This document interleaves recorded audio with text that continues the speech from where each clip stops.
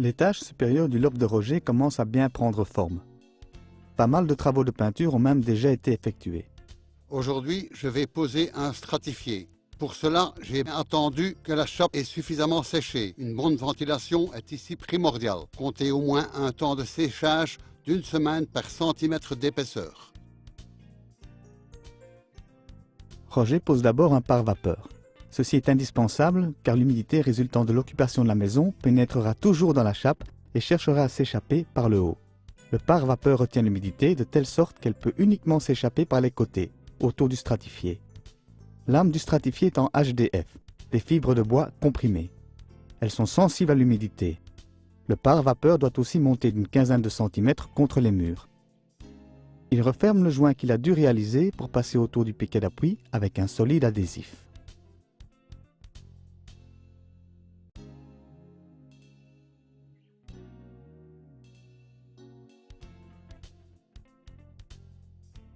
Roger déroule ce pare-vapeur Natural Wood Sound.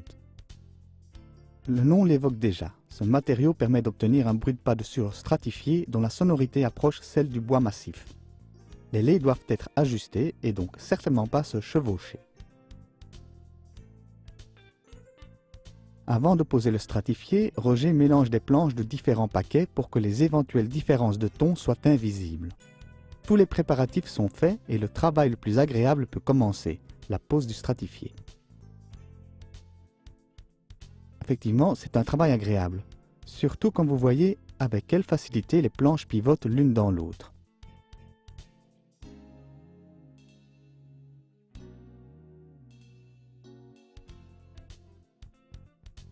Pas de système d'encliquetage classique et difficile avec ce stratifié de Balterio, mais des planches qui pivotent aisément l'une dans l'autre et sont bien ajustées. Et Roger, si on me demande mon avis, j'hésiterais à dire qu'il s'agit d'un stratifié ou d'un bois massif.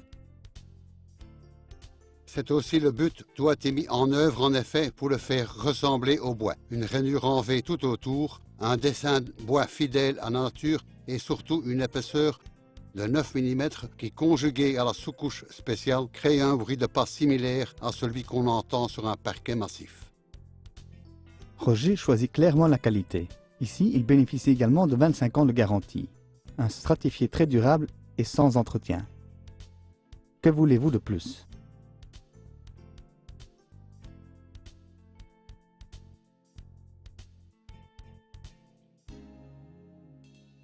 Peut-être un choix de couleur plus large, ce stratifié clair agrandit la pièce, mais il existe également des essences foncées ou même totalement blanches.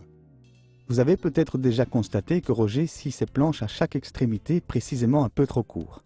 Il le fait pour une bonne raison. Le stratifié se dilate et se rétracte en fonction de l'humidité de l'air et de la température. Aussi, il doit laisser une ouverture minimale de 8 mm contre chaque partie fixe. Et il camoufle joliment par la suite ce joint dit de dilatation. Il place des plaintes contre les murs. À l'aide du gabarit correspondant, il sait où visser les clips pour pouvoir encliqueter sans problème les plaintes par-dessus.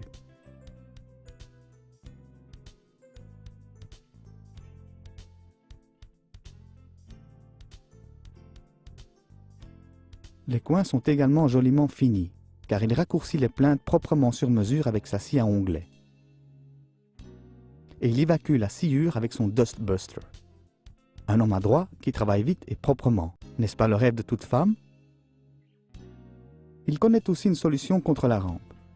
Là, il en colle ses profilés de finition. Une puissante colle de montage retient les moulures, même pliées, de sorte qu'elles suivent l'arc de la rampe.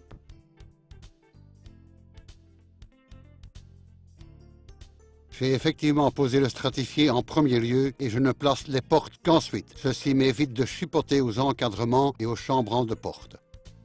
Placer une porte n'est pas difficile en soi, si vous savez comment procéder. D'abord, il scie les parties de l'encadrement de porte à la même largeur que celle du mur.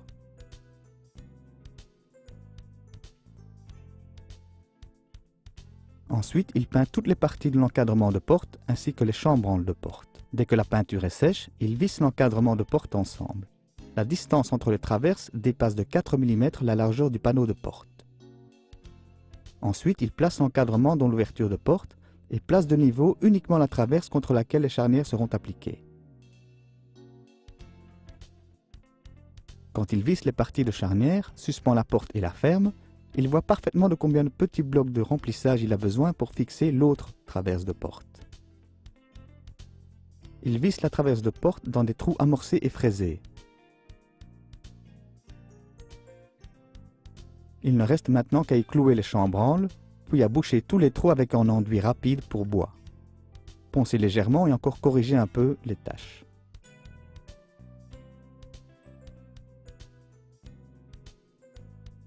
Pour les portes proprement dites, il avait acheté cette peinture verte, mais il a changé d'avis.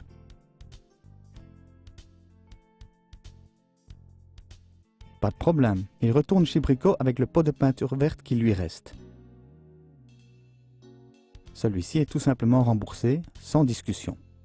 Encore chercher une autre couleur, le blanc cassé par exemple, et il peut se remettre au travail. Il utilise un rouleau à laquer pour la porte. Celui-ci permet de travailler plus vite et vous obtenez un résultat nettement plus égal. Et, il faut l'avouer Roger, c'est mieux que si tout avait été peint en vert.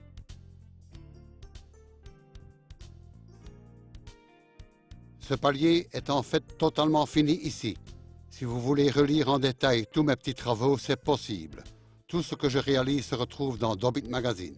Si vous désirez un avant-goût ou un abonnement annuel, consultez notre site web. Et n'oubliez pas, ce que vous faites vous-même, vous le faites généralement mieux. À la semaine prochaine.